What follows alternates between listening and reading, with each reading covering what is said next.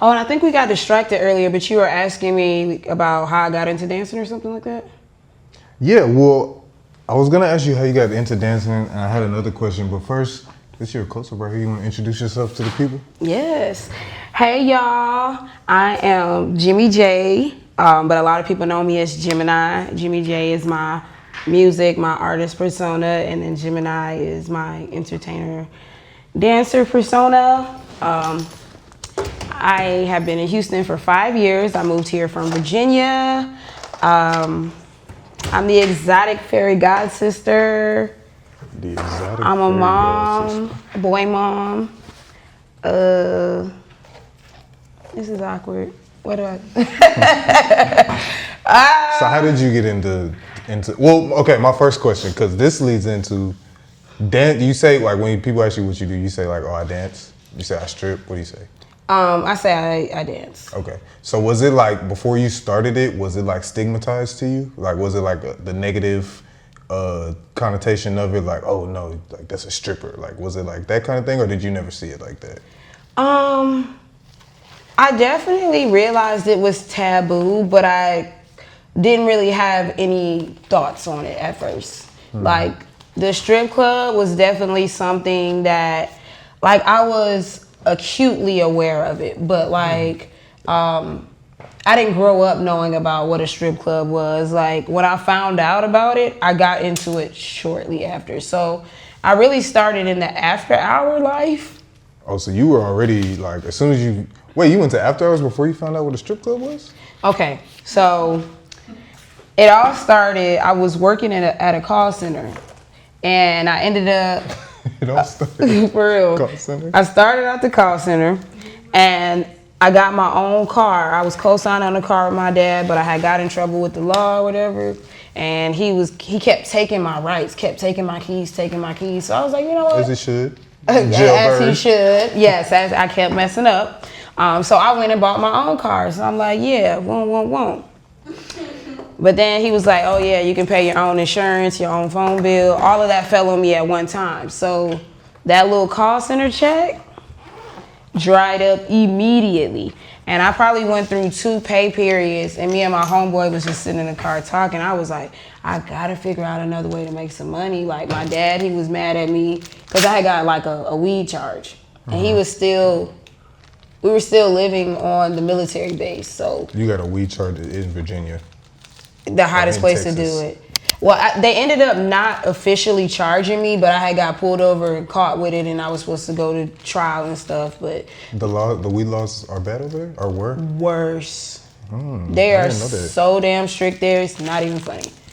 I have a friend who did the whole weekend for a half a gram. So Yeah, no, they're Texas is pretty bad. really. Yeah. No, the Commonwealth is worse. They sound like they. It's worse.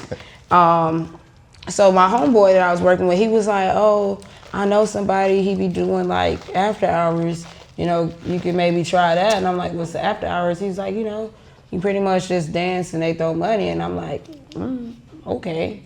Right. Definitely very, very, very, very nervous about that. But I went and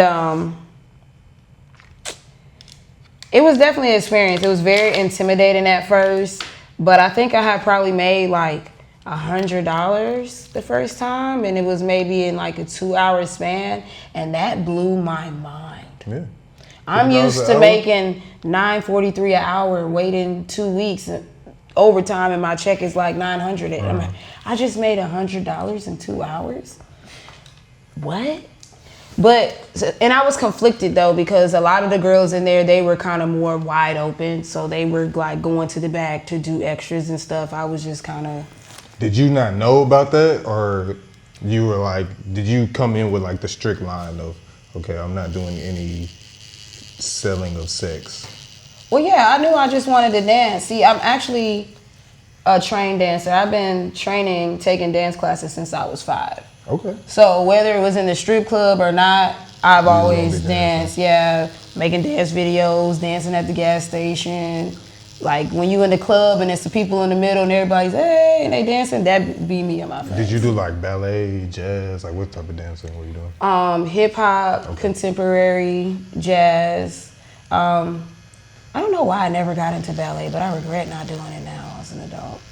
I feel like it's like a starting point, like, so they were talking about music and they're saying like when you're learning to play an instrument, like you want to play the cool shit, but you gotta learn classical. The foundation. Yeah, I feel like that's kind of how ballet would be for dance. Like it's like the classical music. You learn this and then you can move on to the, yeah. Yep. That's the same thing with like pole tricks. Now that I've like mastered the pole and the sword, it's crazy because when I got good with the pole, I didn't realize it until like one day I'm on the ceiling doing something I never did before. And I'm like, oh, wait. On the ceiling? How am I up here right now? But I realized I had just mastered the foundational moves. Like a lot of dance girls, they're like, I can only do this trick. I'm like, you gotta learn that. You need that trick. There's no other trick you can do until you master the classical version. You got a whole bunch of anime stuff over there now that I'm looking. That little symbol right there is from Fairy Tail. That's from Hunter x Hunter with the spider and the number 2 on it. Oh, yeah, that's another one of the artists. Oh, okay. So I'm actually the only one who doesn't watch. It feels like I'm the only tattoo artist who doesn't watch anime. You're missing out. Apparently, but you know. And it like the lessons that you learn when you really get into it, like, is insane. Nigga like me, I'm about to watch The Sopranos again, but that's just me. Sopranos. I could never get into shows like that. Into what? With real people? No, I don't mind real people. I do now, though. I don't know. Growing up, I didn't mind a reality show or a good sitcom or two, but now I have very low tolerance for watching real people unless it's like America's Got Talent or American Idol or a makeup competition. That's the only time I really like to watch real people, but I literally only watch anime at this era of my life. And that's just since, you said 2022? What year was Beryl? Hurricane Beryl? That was last year. Was it? No, it wasn't. Beryl won in 2025. No, it wasn't last year. It was 2024. It was like 3 or 4. Yeah, either 2023 or 2024. Yeah. But you was all in, huh? I got all in. Yeah, last year, Do you have one of these? Yes. You look like you have one. Yeah. That's why I asked you. You seem like you. And this the leaf symbol, I have the ninja band. Yeah, you get into it. Well, the knife is really my son's, but now I'm like, look, buddy, we both got one. He walk in the room, you in there swinging around it. Yeah. Back up. No, we be having fun. This don't hurt? No. I mean, it's not something I would want to feel on any time, but it's not as bad as I thought. Yeah. You're still watching, almost 2 hours in. We are now on all audio platforms. Zoom in on me so I can put this on the thing.